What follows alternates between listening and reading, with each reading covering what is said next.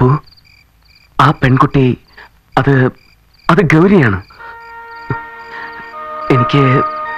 എനിക്ക് അവളെ അറിയാം അപ്പു. അവളുടെ ഊമയായ അനിയനെ, അമ്മയെ, പാട്ടിയെ. ഇല്ല, അവൾ ഈ നരകത്തിൽ അകപ്പെടാൻ പാടില്ല. അവളുടെ പവിത്രത ആരും ഒരു നോട്ടം കൊണ്ടുപോലും കളങ്കപ്പെടുത്താൻ പാടില്ല. അപ്പോ ഒരാളെ കൂടി കൊണ്ടുപോകാൻ നിന്റെ ലോറിക്കാർ തയ്യാറാകൂ? എന്താ ഈ പറയുന്നത്? അതെ അപ്പോ, എനിക്ക് അവളെ അവളുടെ വീട്ടിലെത്തിക്കണം. ഈ പറയുന്നതിന്റെ പിന്നിലെ മനുഷ്യത്വം എനിക്ക് മനസ്സിലാവും. പക്ഷെ പട്ടേൽ, അയാളോട് ഞാൻ സംസാരിക്കാം. വേണ്ട, അതത്ര നിസ്സാരമല്ല. നിങ്ങൾ കണ്ടതിനപ്പുറത്ത് അയാളൊരു ചെകുത്താനുണ്ട്. അറിയാം. എങ്കിലും ഞാൻ അയാളോട് സംസാരിക്കാൻ തന്നെ തീരുമാനിച്ചു. നീ ആൺകുട്ടിയാണെന്ന് എനിക്കറിയാം. അതുകൊണ്ടാണല്ലോ പട്ടേലിന്റെ മുമ്പിൽ വന്നിത് പറയാൻ നീ ധൈര്യം കാണിച്ചത്. ആ കൊച്ചിനെ നിനക്ക് കൊണ്ടുപോകണമെങ്കിൽ ആയിക്കോ, എനിക്ക് വിരോധമൊന്നുമില്ല. പക്ഷേ അവളുടെ പുറത്ത് ഞാൻ ഇറക്കിയ കാശ് അതെനിക്ക് തിരിച്ചു കിട്ടണ്ടേ? അതല്ലേ ന്യായം? എന്താ പോ? തരാം, ഞാൻ തരാം. എന്നാവാ, പണവും കൊണ്ട്. ബാക്കി നമുക്കപ്പം സംസാരിക്കാം. എന്താ?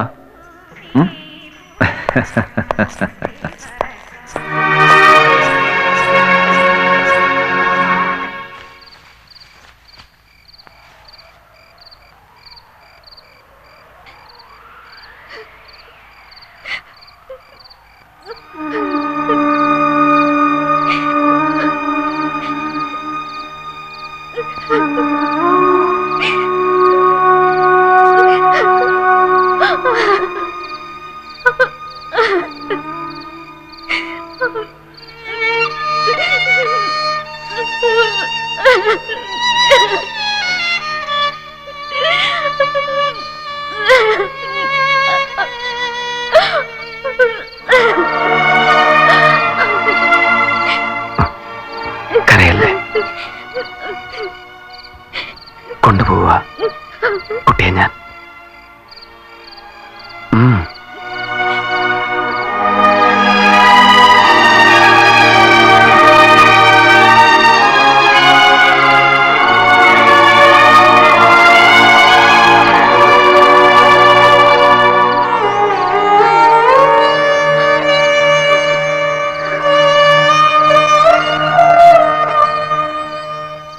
പണം കൊടുക്കാമെന്ന് പട്ടേലിനോട് പറയുമ്പോൾ ഞാൻ മറ്റൊന്നും ചിന്തിച്ചിരുന്നില്ല.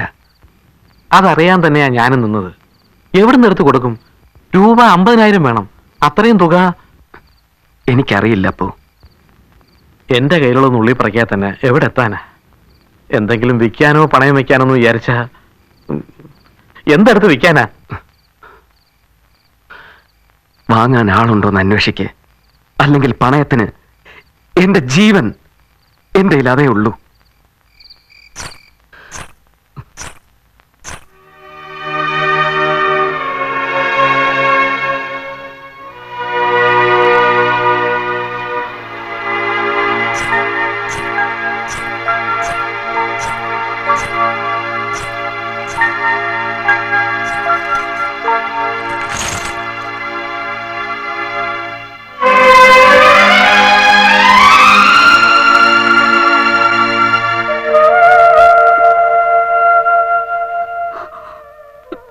ഇതെടുക്കാം.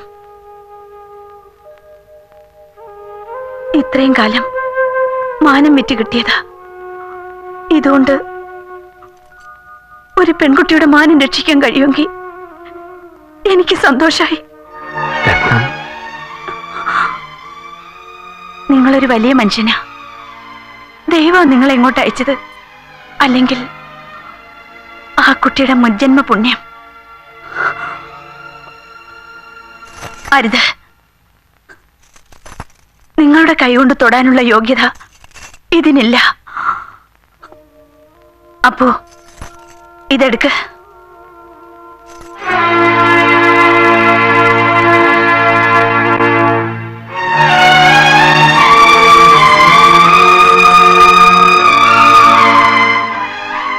ഒരു വലിയ മനസ്സുണ്ട് നിനക്ക്. നിന്റെ മുന്നിൽ ഞാനും ഈ ലോകവും ചെറുതാവുക.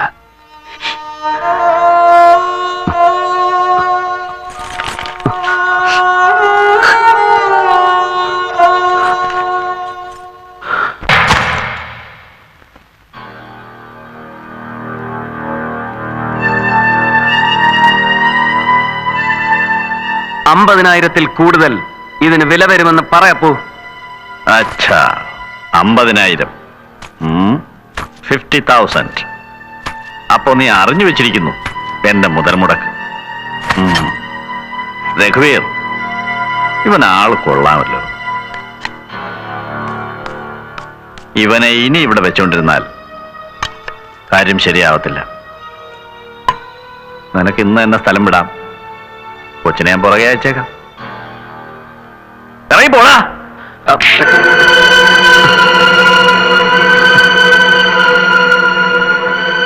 നമുക്ക് പോവാം. അയാൾ വാക്ക് മാറി. ഓയ്, ഇറങ്ങി പോകാൻ പറഞ്ഞു കേട്ടില്ലേ? വേണ്ട, അരുത്, അരുത്. വരൂ. പറയുന്ന കേൾക്കുന്നേ? ഇത് കണ്ടോ? ആരുടെ സമ്പാദ്യമാണ് ഇത്? ഏതോ അവളുടെ അമ്മയെ കെട്ടിക്കാൻ കരുതി വെച്ച പൊന്നും പണവും. ആരാണ് ഇത്? എനിക്കറിയാം, എനിക്കറിയാം. രഘുവീർ,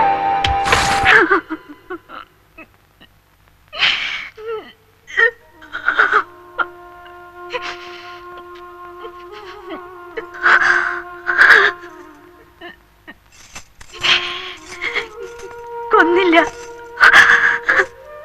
തല്ലി മടുത്തപ്പോഴായിരിക്കും ഓർത്തത് ഇനിയും കുറച്ചു കാലം കൂടെ സമ്പാദിക്കാൻ ഈ ശരീരം കൊണ്ടാവുമെന്ന്.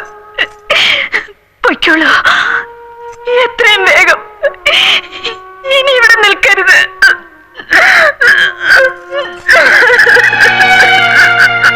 പോവാണ് എത്രയും വേഗം.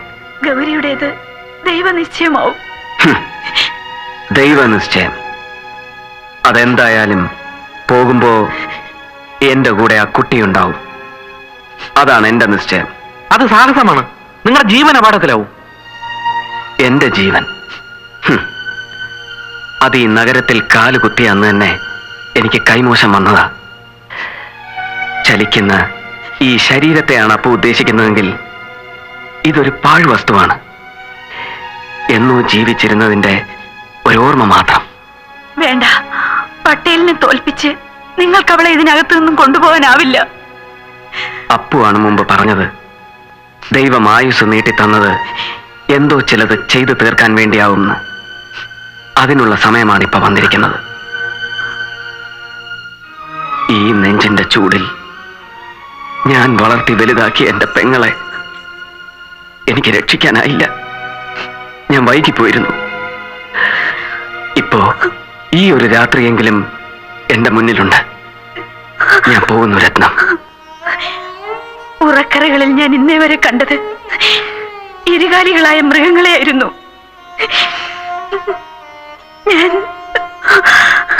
ഞാൻ ആദ്യമായി കാണുന്ന പുരുഷനാണ് നിങ്ങൾ.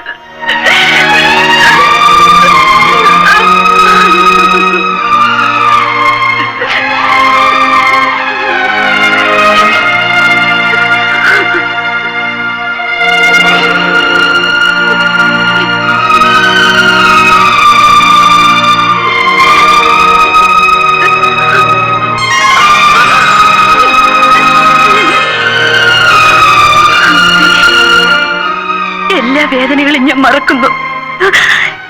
ഞാൻ ഭാഗ്യവതിയാണ്. കാരണം നിങ്ങൾ എന്നെ തൊട്ടു. നിന്നെ വെറുത്തതിന്റെ ഇരട്ടി സ്നേഹിച്ച് ഞാൻ പ്രായശ്ചിത്തം ചെയ്യ.